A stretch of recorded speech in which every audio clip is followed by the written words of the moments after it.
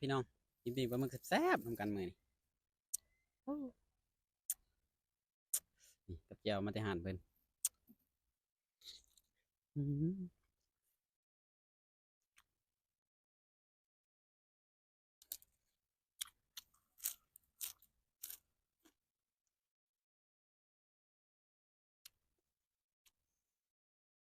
ปีกปลาหมึกอยู่ท้องไร่ท้องนาคือเก่ามื้อ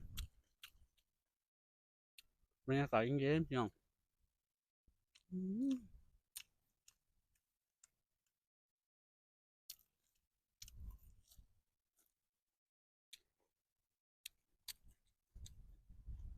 บ่ได้พอกันหลายมื้อ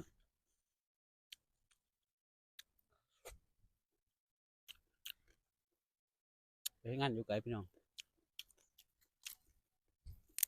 เบื่อมากกับมื้อปลาหมึกหานแอนนาปากซองเด้ออื้อหืออื้อหือ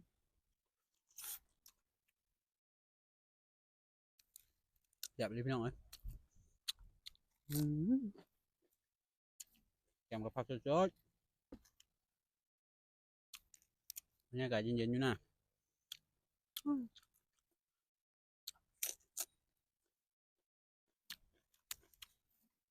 ปุ๊ดๆๆๆเลย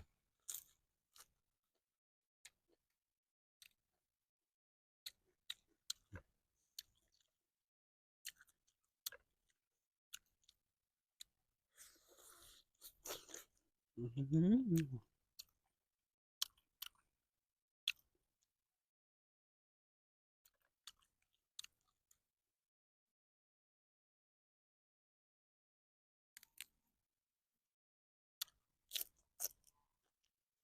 แจ่วนัวอยู่ซั่นน่ะ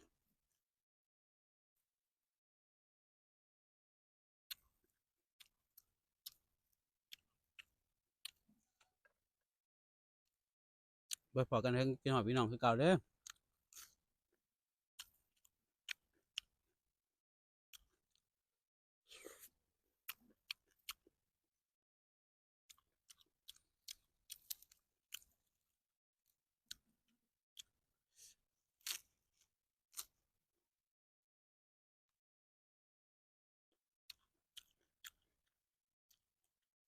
ปิ้งจะไผ่ลุกๆเลย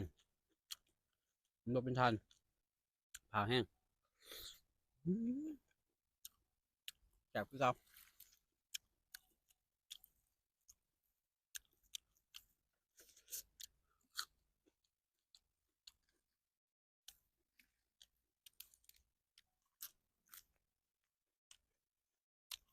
ผักใหม่ๆกรอบคัก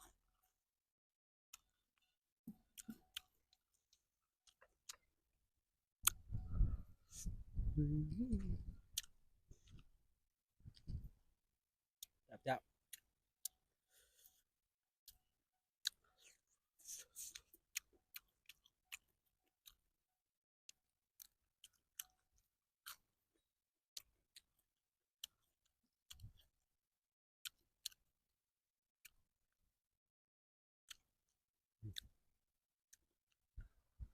อืม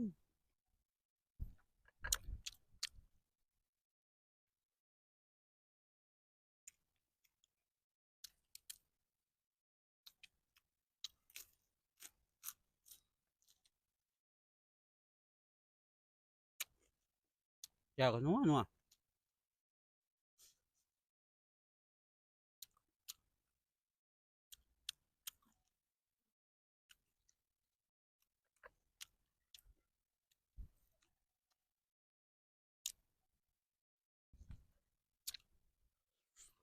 อืมครับแจ่มกับบางหอมปอมหน่อยกระบางมันอ่อนอืม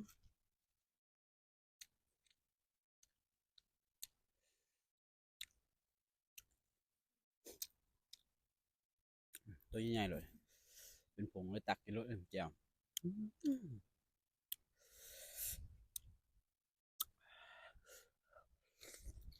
อืม